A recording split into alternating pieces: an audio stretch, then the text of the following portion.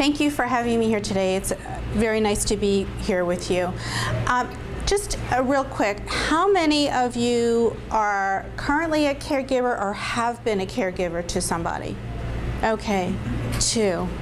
Great. So I like to say that I got my caregiving degree from the School of Hard Knocks, because when you get thrown into caregiving, nobody hands you a training manual, and you have to learn very, very fast. So I was a caregiver for both my parents, who have subsequently passed, a caregiver for my husband, who at age 44 had a quintuple bypass, and my son, who has a genetic disorder called neurofibromatosis, which I'll talk about and give you some information on that. So what I'd like to do is take you on my journey and share some stories with you. And it's only going to run about 20 to 30 minutes, and then we'll save questions for the end. So this is my son Max and me, and I'm honored that he allowed me to take a picture with him, because he's 16, and you can't do that with a 16-year-old. They think moms are, So we were just up in Montreal, and that's where we took that picture. So Max is almost 17, and he has neurofibromatosis, which is a genetic disorder. And basically what happens is that there's a protein that kind of runs wild in the body and the brain that manufactures tumors. And there's not enough of a tumor suppressor. So a lot of people who have NF have a lot of tumors on their body. Most are benign. And you've probably seen people with head-to-toe tumors, and you just didn't know what it was. And that's what we refer to as NF. But NF has about 300 different mutations. So you can have 10 people with NF, and everybody's different. So I just wanted to kind of give you the laundry list of some of Max's issues that he presents with. So he has ADHD, autism, anxiety, expressive receptive issues, meaning speech issues. He can't understand what people are always saying, and he can't always express himself, articulation issues, and learning issues. And those are just the neurological aspects, some of it, of NF. Then there's the physical aspects of it, where he has various different tumors on his body that we have to look out for. But otherwise, he's a healthy 17-year-old and presents with some 17-year-old issues, such as some days he smells better than others. The refrigerator gets a great workout. And then there's the laundry basket issue, which somebody's going to do a scientific study on, which is why is it when you put an empty laundry basket in your son's room, the dirty laundry appears around the basket and not in the basket. So other than that, he's pretty much a regular 17-year-old kid.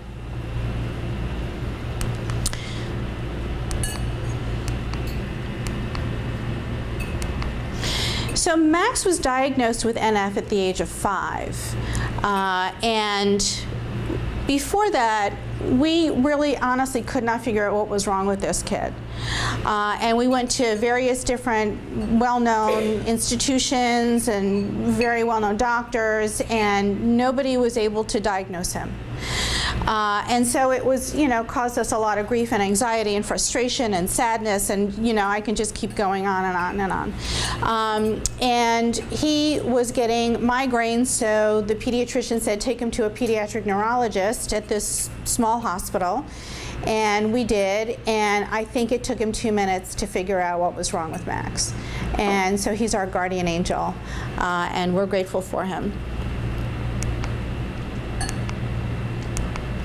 And of course, you get the diagnosis, and you're bombarded with information, and you can't even think straight. And so what I suggest to people is whenever they go to any kind of meeting, to bring a notebook.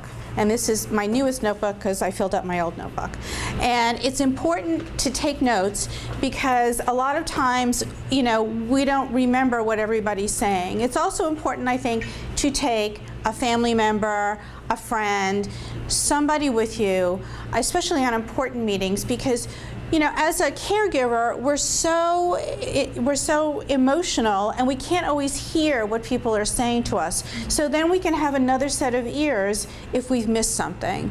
So again, take somebody with you, take a notebook, take good notes.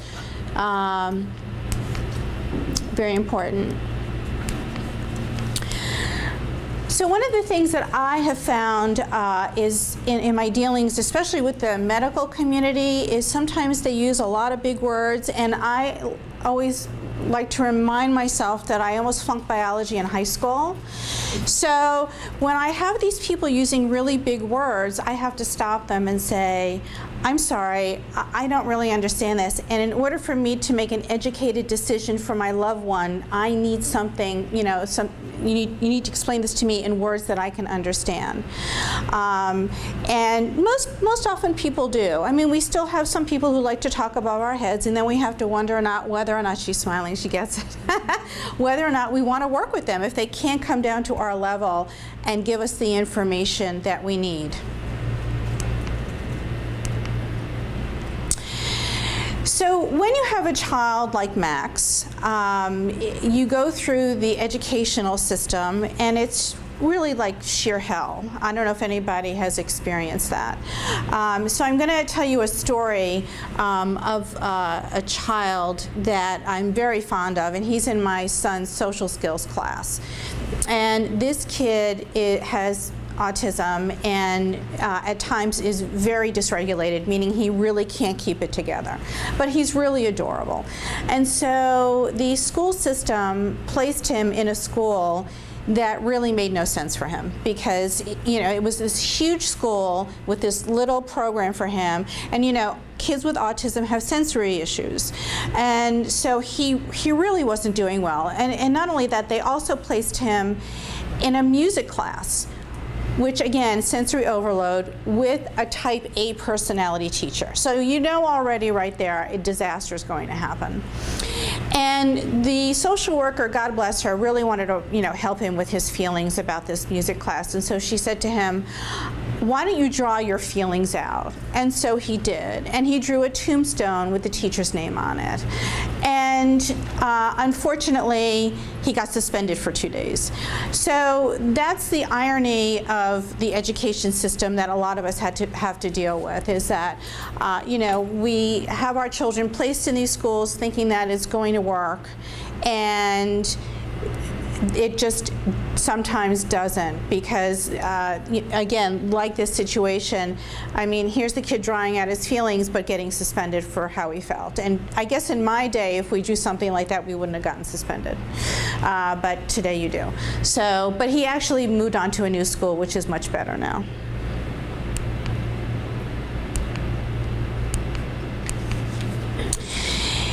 As a caregiver, we tend to get burned out very quickly, or today I think they call it compassion fatigue.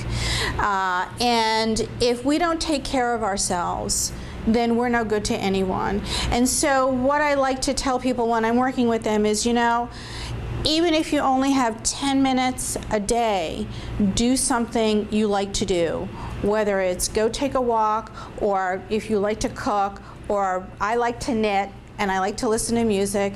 And so I used to literally lay on a floor with my little buds in my ears, and for 10 minutes I would listen to music. And that would kind of get my juices going again.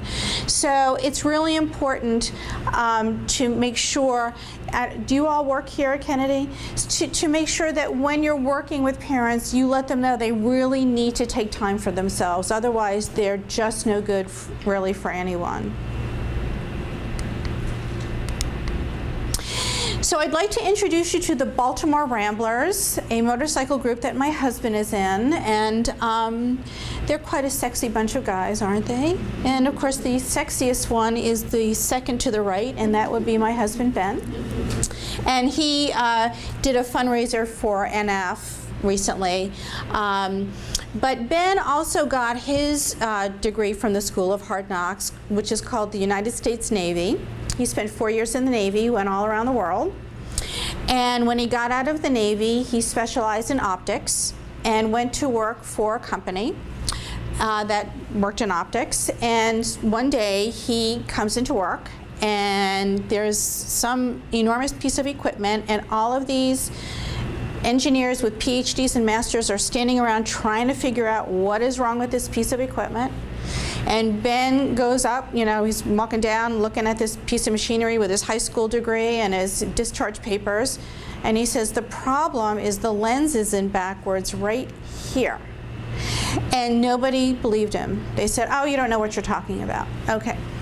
So they send this big piece of equipment back to the manufacturer, and $1 million later, it comes back, and the problem was the lens was in backwards right here. And Ben always says that somebody still owes him a 6-pack of beer for that one. But, you know, it took somebody who was really just an appropriate person to diagnose the issue. And so sometimes when we have a child and we're really struggling with how to fix this child, which we know we can't, it's important to remember that sometimes it's important to look for the most appropriate providers. It's not always the best providers with the lots of degrees behind them. Just like my husband, no degree, was able to, you know, figure out what was wrong. So, and I also let people know it's how to look up providers, how to, you know, look them up on the internet, see what they're all about, and how to interview. You don't have to go with the first one. You can interview providers.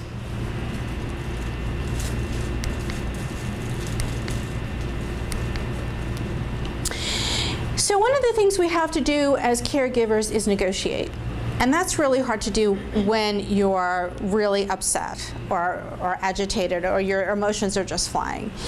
And one of the things I say to people is, look, what you have to do is when you get really, really upset, go into a room, or like what I do, I go home, I close the blinds, I shut the windows, and I just spew venom and say whatever I want to say and kind of get it out of my system.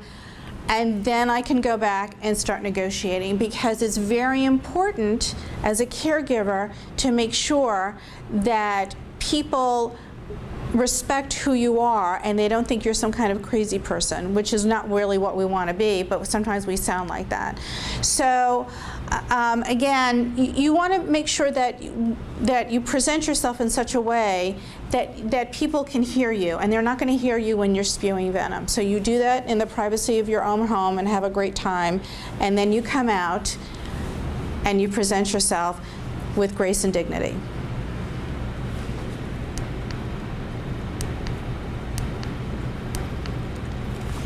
So I want to talk a little bit about, I don't know if any of you followed the debacle with General Motors and the ignition switches. So General Motors, this wonderful car company, had a problem with their ignition switches. And an ignition switch costs about 99 cents. And the problem that was happening is that in cars, it would shut off. And so the car would go dead. And 13 people died because they couldn't steer their car to safety or work the brakes or anything like that. The problem was GM knew about this and decided not to do anything about it. And what could have cost them millions of dollars to fix is now costing them billions of dollars and some very, very bad PR. And this relates to the healthcare industry, and it relates to medical errors. And I've had too many medical errors happen in my family. And so what I say and how I counsel people is I say to them, you know what, the first thing, if something ever happens, whatever it is, you have to be able to bring it up to the appropriate people in that particular institution. Because sometimes people just walk away. And they say, oh, you know, I'm not going to deal with it.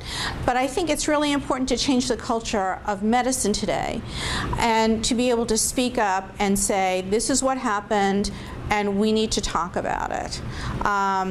I had an issue with an anesthesiologist at a very well-known institution who, I don't know what she did, but she gave my son the wrong medication and really didn't know who he was, and then she did a deny and defend, which means she ran away. And I ended up taking her to the bioethics department and then to patient care and safety, and got some protocols changed. So I was very proud of doing that. But very important to, I always think people need to be assertive when something goes wrong.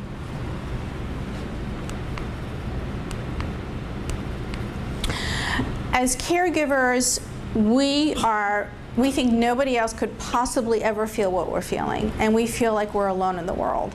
And so I suggest to people, and I do this for myself, you have to reach out. You have to let people know how you're feeling. You have to ask for help. It's okay to ask for help.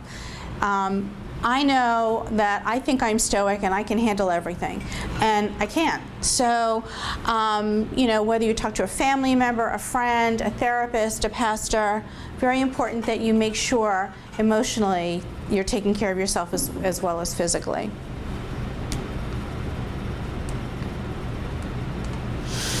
So I was reading the New York Times last year, and I found this incredible article on the value of suffering. And you know, as caregivers, we suffer. And the question is, well, what do we do with that?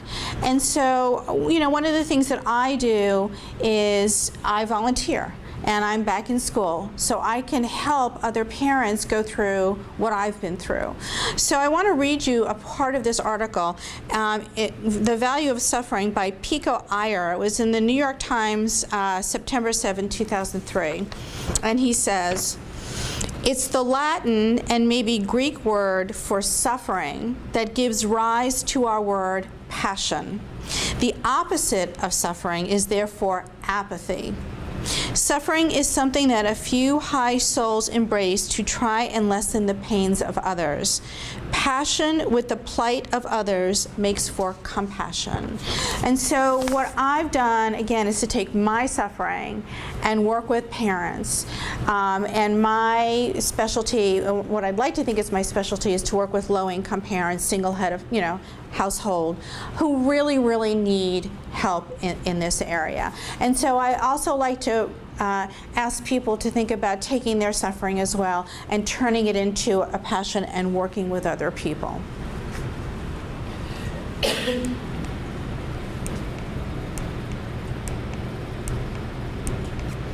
And I don't think Mick Jagger ever thought he was going to be a philosopher, but this is very true. I always say to people, you can ask for what you want, and you should ask for what you want. You might not get what you want. You might get something a little bit different, but it's okay to ask for what you want instead of saying, I don't want to do that. You know, I'm afraid somebody's going to think it's, you know, not appropriate or whatever. So I'm not going to sing this to you because my voice just is not as good as Mick Jagger's, but you get the point. So just to recap, bring a notebook, take family, take friends with you. When you're going to meetings, don't be alone if you're not really feeling confident about the information you're going to get. Make sure everybody's speaking the same language, and if they're not, ask them to speak on your level. Be comfortable with whom you're working. Interview different people. You don't have to take the first one that's offered to you. Take time for yourself. Ask for help. Be heard with grace and dignity. Oh, I forgot to mention this. I also thank people for their help. And I've had wonderful, wonderful people who have worked with me, who've gone above and beyond what their job called for. And I can't tell you how many flowers I've sent to nurses' stations for being kind, thank you notes. I've made donations to people's favorite charities. It's really important. I think especially for people like you who are working in the healthcare industry, you don't get thanked enough for what you do. So as caregivers, we really need to think about doing that. And also, again, holding people accountable when they do things that are wrong and make a change in the world. And get what you need. So there's my quote. You have to find your voice. And there's a little something about me. And thank you for letting me speak, and I'll entertain questions, and I hope you have, or not even questions, if you just want to share a story or whatever.